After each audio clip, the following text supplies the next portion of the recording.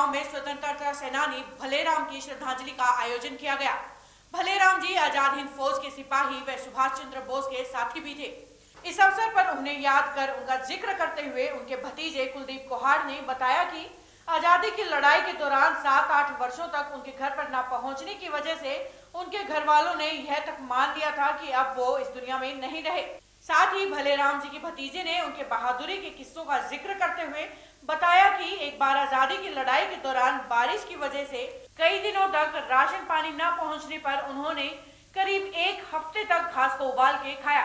व इसी प्रकार उन्होंने अन्य कई समस्याओं का सामना करते हुए आजादी की लड़ाई में सुभाष चंद्र बोस का पूर्ण सहयोग दिया। इस अवसर पर फ्रीडम फाइटर ऑर्गेनाइजेशन के चेयरमैन लतीराम, नायब तहसीलदार प्रकाशवीर, दयानंद महाविद्यालय हिसार के history professor doctor Mahendra Singh व अन्य लोगों ने मिलकर श्रद्धांजलि अर्पित की व उनके द्वारा दिए गए आजादी में योगदान को याद किया। वे इसके साथ ही हसनगढ़ में हुए 4 आजाद हिंद फौज के सिपाहियों की याद में उनके नाम पर गांव में खेल स्टेडियम व विद्यालय बनवाने की मांग भी की। बचपन से ही इस तरह की आज़ादी के लिए, देश के लिए घर से कुछ करने का जज्बा था उनके लिए। जब उनकी बातें आती थी, पढ़े लिखे ज़्यादा नहीं, वहीं सेना में जाकर के ही पढ़ना लिखना इन्होंने शुरू किया। पहले तो अंग्रेजों की सेना में भर्ती हुए थे, उसके बाद देखा थोड़ा बहुत पढ़े, जैसे ही जागरूकता बढ़ी, उसके साथ ही जहाँ हमारे देश के अंदर गुलामी की जंजीरों में जकड़ा हुआ था, तो वहाँ के जो हमारे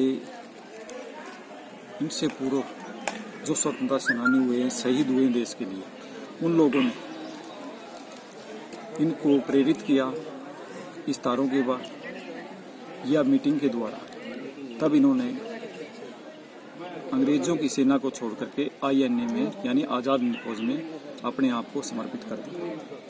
वहाँ पर एक ही शर्त रखी गई कि हमारे पास देने के लिए कुछ नहीं, सिर्फ ये तो वही जवान इसमें सेना में भर्ती हों जो अपने देश को या आने वाली अपनी पीढ़ी को, अपनी संतानों को, अपने भाइयों को खुली हवा में सांस लेने के लिए देखना चाहते हैं। यहाँ पर देने के लिए अन्न और धन की हमारे पास नहीं है, बिल्कुल निस्वार्थ भाव से यहाँ पर आए।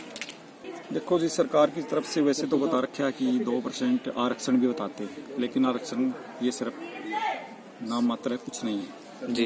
कोई भी हमारे किसी भी बच्चे को आज तक कोई आरक्षण में एडमिशन नहीं हुआ, कोई नौकरी नहीं मिली जी।